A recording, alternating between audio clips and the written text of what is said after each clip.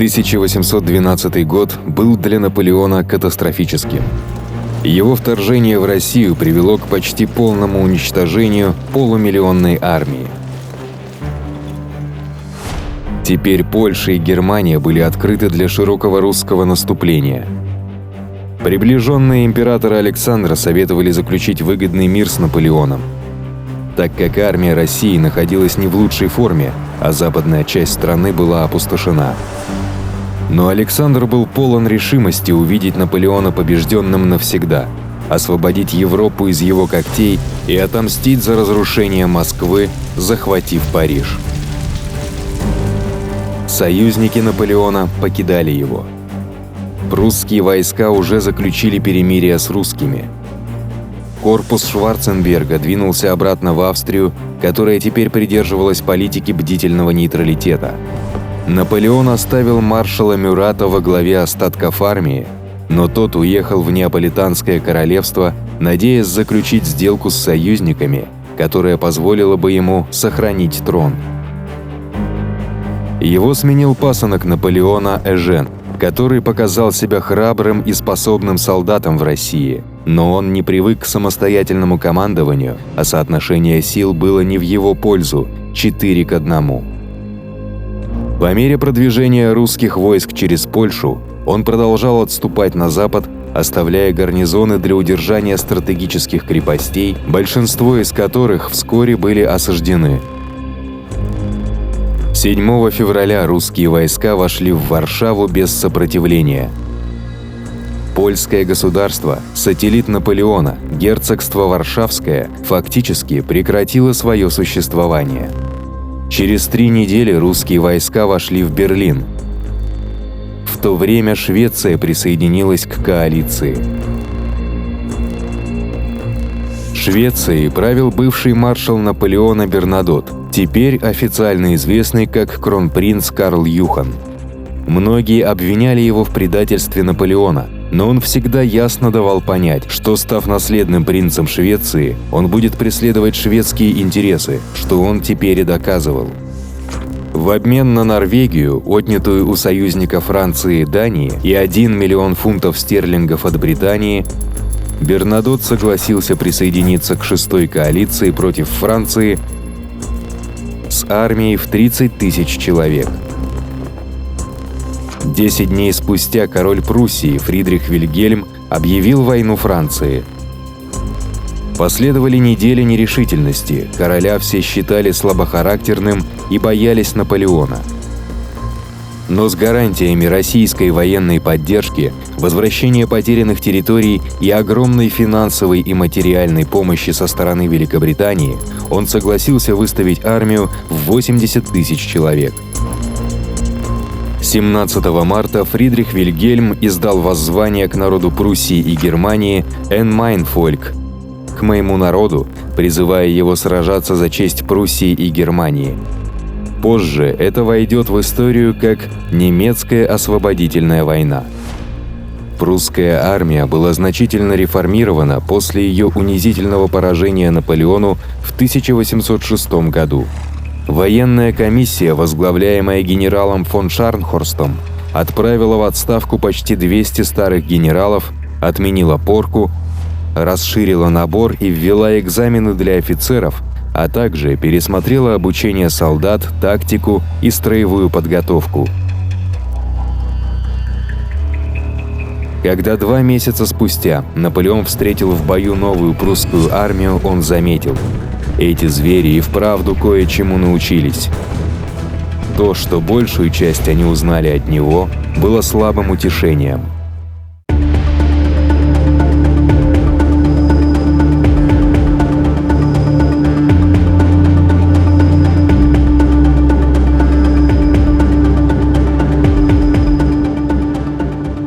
В то время как его враги сосредоточились в Германии, Наполеон в Париже неустанно работал над созданием новой армии, чтобы противостоять им. 137 000 новобранцев вступили в армию. Были приняты законы о призыве еще 100 000.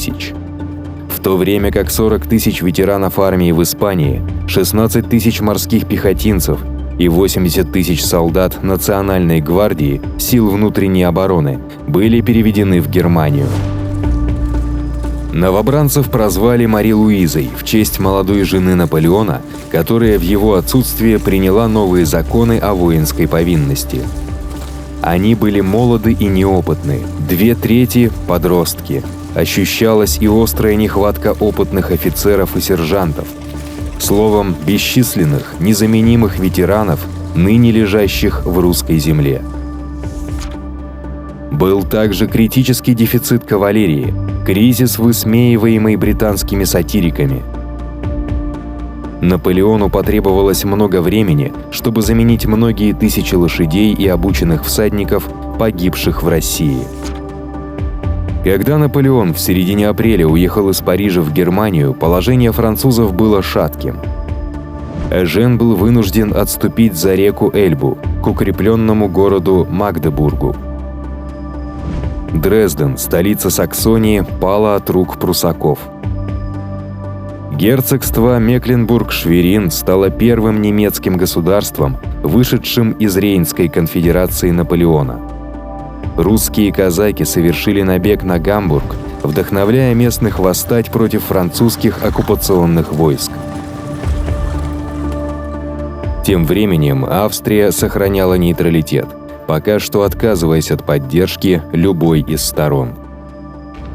Необычайный организационный талант Наполеона позволил собрать в Германии более 200 тысяч солдат. Никуда не исчезла и харизма императора. Боевой дух его армии был на высоте. 28 апреля русские потеряли своего знаменитого командира фельдмаршала Кутузова. Его роль взял на себя генерал Витгенштейн. Русские войска были истощены и находились далеко от дома. Армия ослабевала из-за необходимости сдерживать французские гарнизоны по всей Польше и Германии. Пруссия и Швеция еще не полностью мобилизовали свои силы, и коалиционные войска едва составили 100 тысяч человек. Теперь Наполеон сильно превосходил их числом, и французский император решил нанести быстрый удар. Он приказал маршалу Даву отправиться в Гамбург с 35 тысячами человек, чтобы обеспечить безопасность своего северного фланга.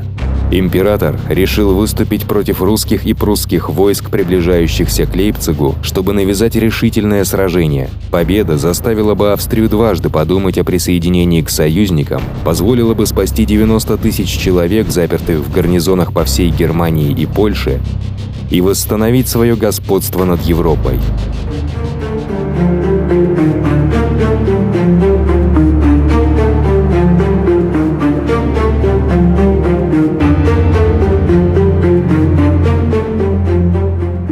Когда Наполеон двинулся на Лейпциг, союзники оказались в затруднительном положении. Рискнуть сразиться с более крупной армией Наполеона или сдать Германию без боя, что могло нанести сокрушительный удар по моральному духу союзников и лишить их шансов привлечь Австрию на свою сторону. Союзное командование приняло смелое решение – атаковать. Они знали, что большая часть армии Наполеона состояла из необученных новобранцев, что их собственные войска были лучше подготовлены и имели большое превосходство в кавалерии и артиллерии. Союзники договорились, что как только Наполеон переправится через реку Зале, они ударят по его правому флангу, прежде чем он сможет сосредоточить все свои силы. Две армии двигались навстречу друг другу. Но нехватка кавалерии у Наполеона означала, что он не имел полной информации о передвижениях союзников. 1 мая маршал Бессьер, командовавший кавалерией в отсутствии Мюрата, сам проводил разведку. Когда в него попало пушечное ядро, и он погиб на месте. Бессьер был вторым из маршалов Наполеона, убитым в бою. Как и Лан, он был старым товарищем и верным другом императора. Союзники сумели застать Наполеона врасплох, обрушившись на третий корпус маршала Нея под Люценом. Войска Нея смогли устоять под натиском русско-прусских атак, в то время как Наполеон быстро перенаправил свои корпуса на фланги противника.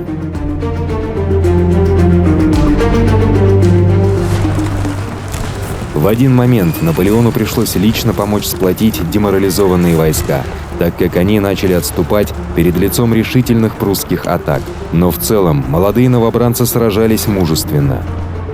И несмотря на многочасовые ожесточенные бои, Витгенштейн не смог воспользоваться своим ранним преимуществом. Когда прибыло французское подкрепление, битва обернулась против армии коалиции. К сумеркам союзники были вынуждены прервать сражение, хотя они нанесли около 22 тысяч потерь врагу, потеряв вдвое меньше. Среди них был смертельно раненый генерал фон Шарнхорст. Но отсутствие кавалерии у Наполеона означало, что он не мог преследовать врага, который отступал в полном порядке. Ожидая, что пруссаки отступят к Берлину, Наполеон послал маршала Нея в погоню, а сам продолжил путь на восток. Но союзная армия держалась вместе, отступая на оборонительную позицию в Баутцене, намеренно близко к австрийской границе, в надежде соблазнить Шварценберга вмешаться и заставить Наполеона нарушить австрийский нейтралитет. Ни того, ни другого не случилось. Вместо этого Наполеон приказал Нею повернуть на юг, чтобы обрушиться на северный фланг союзников, в то время как он начал фронтальную атаку, чтобы прижать их на месте.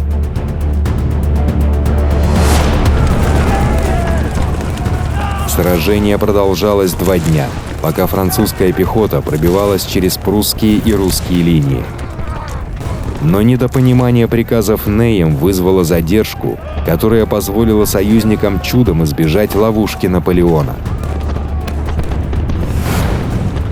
И снова союзники сражались с большой решимостью и нанесли гораздо больше потерь, чем понесли.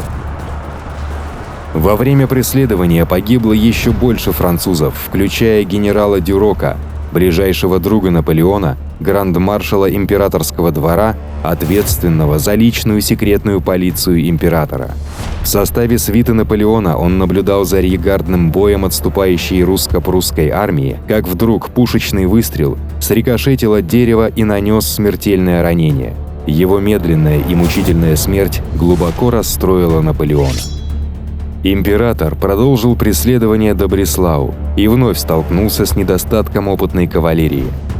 В то время как Удино был послан на север, чтобы взять Берлин, но был удержан в Луккау прусским корпусом фон Бюлова.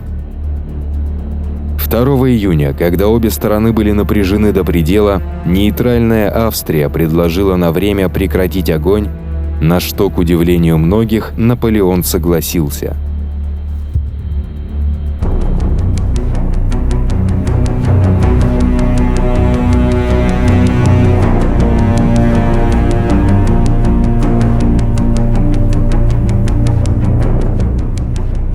Перемирие в Плесвице продлится более 2 месяцев.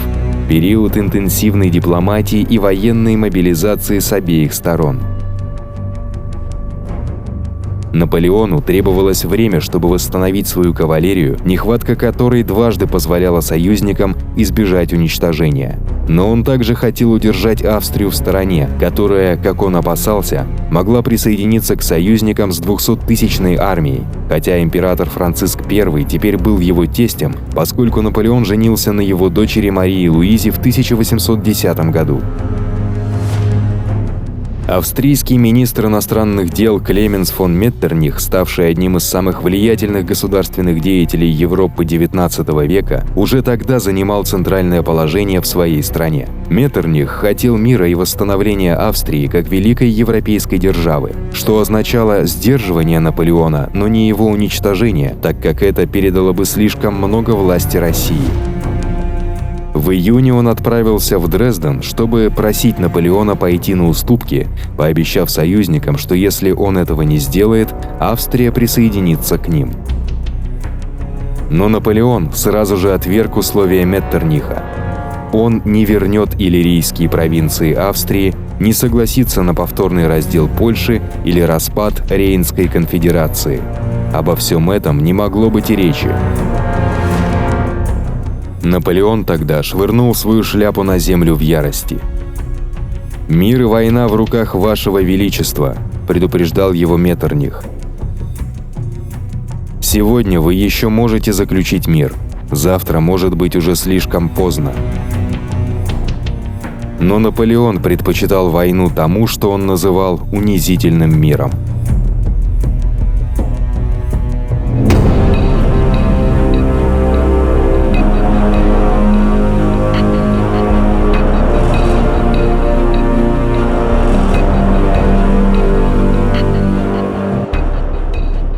Августа 1813 года Австрия присоединилась к шестой коалиции и объявила войну Франции. Теперь союзники имели численное преимущество 3-2 и новую стратегию – план Трахтенберга. Признавая гений Наполеона, союзники избегали битв с императором напрямую и вместо этого целились в его маршалов, угрожали его флангам и изматывали французские войска, пока не пришло время приблизиться к генеральному сражению.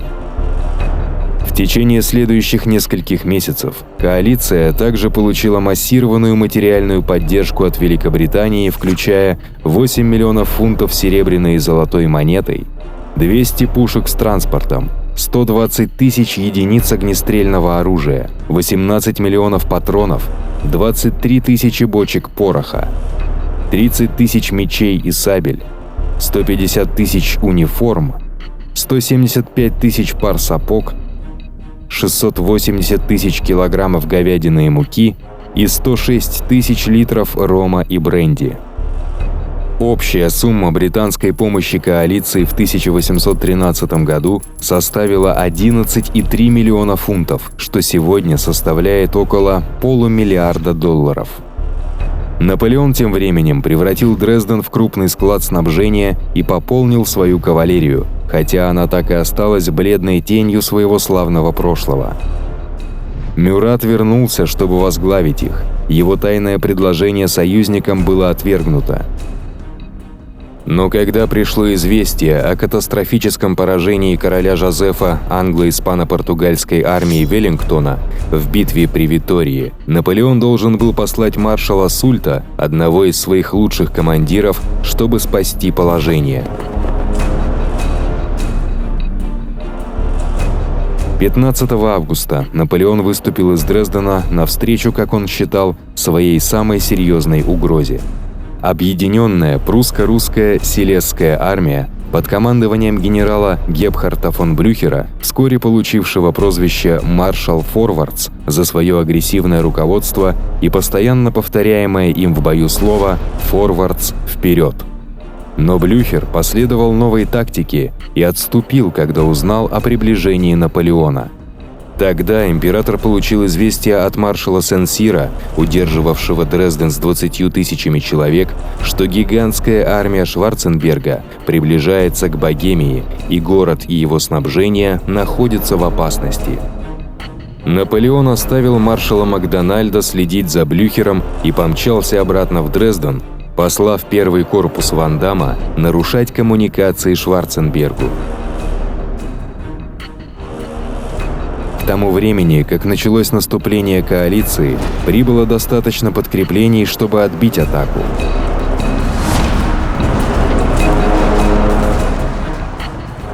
На следующий день Наполеон, несмотря на значительное численное превосходство противника, приказал контратаковать. Пробиваясь сквозь грязь и проливной дождь, наступление маршала Мюрата, поддержанное вторым корпусом Виктора, прорвало левый фланг союзников, и было захвачено 13 тысяч пленных. Союзники потерпели сокрушительное поражение, потому что проигнорировали свое собственное правило не вступать в бой с Наполеоном. Но вскоре пришли новости, которые перевернули ситуацию с ног на голову. Маршал Удино возобновил наступление на Берлин с 60 тысячами человек. Но в течение 3 дней тяжелых боев вокруг Гросберена он был разбит Северной армией Бернадота. Самые ожесточенные бои происходили между Саксонией, союзницей Наполеона, и прусаками фон Бюлова, 2 германскими государствами, которые пока оставались на противоположных сторонах. 3 дня спустя на реке Кацбах Блюхер нанес сокрушительное поражение маршалу Макдональду, загнав часть французских войск в саму реку. Макдональд потерял 30 000 человек, 3 орла и 100 орудий, в то время как Блюхер потерял 22 000 человек. Через 3 дня после победы Наполеона под Дрезденом, во время преследования союзников, корпус Ван Дамма оказался в ловушке в лесистых долинах вокруг Кульма и был захвачен. Самого генерала Ван Дамма казаки стащили с лошади, когда он и его 10-тысячный корпус попал в плен. Наполеон послал Нея сменить Удино, который вступил в бой с прусским корпусом Бюлова при Денневице. Прусаки, сражаясь за спасение Берлина, держались до тех пор, пока не прибыли русские и шведские подкрепления и решительно не переломили ход сражения в пользу союзников. Отступление Нея превратилось в разгром с потерей еще 22 000 человек. Блестящая победа Наполеона под Дрезденом была полностью аннулирована всего за 10 дней. План союзников работал. Наполеон становился все более угнетенным, поскольку союзные армии отступали везде, где он наступал, и наступали там, где его не было. Его подростки-новобранцы были истощены постоянными маршами и голодом, так как Саксония была лишена запасов. Тысячи людей заболели или дезертировали. Русские и прусские легкие войска действовали теперь позади армии Наполеона, нарушая его коммуникации с Францией. Многие маршалы Наполеона советовали ему отступить к Рейну, но Наполеон точно решил не сдавать Германию без боя.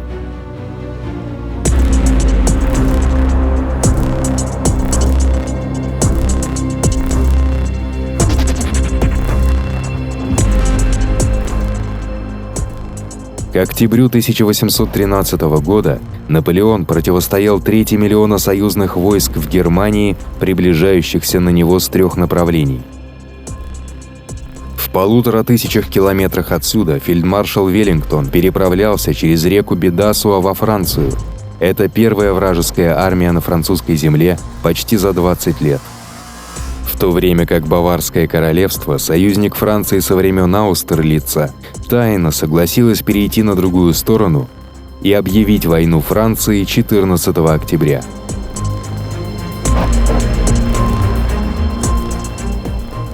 Наполеон планировал оборонять линию реки Эльбы.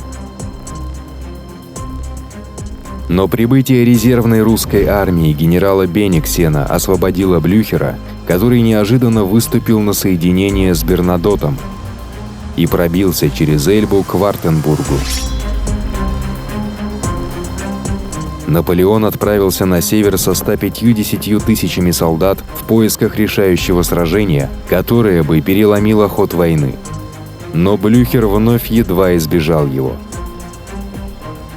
Затем пришло известие от Мюрата, оставленного с 67 000 человек для прикрытия Шварценберга. Противник обошел Дрезден и направлялся к Лейпцигу. Если город падет, Наполеон будет отрезан от Франции. Ему снова посоветовали отступить к Рейну. Но вместо этого Наполеон приказал сосредоточить все свои силы в Лейпциге. Он рискнет всем в одной великой битве, чтобы решить судьбу своей империи и судьбу Европы. Спасибо за просмотр. У нас появилась группа ВКонтакте, Твиттер и Телеграм-канал. Ссылки будут в описании. Подписывайтесь, там мы будем выкладывать интересные материалы по истории, а также сообщать о выходе новых роликов.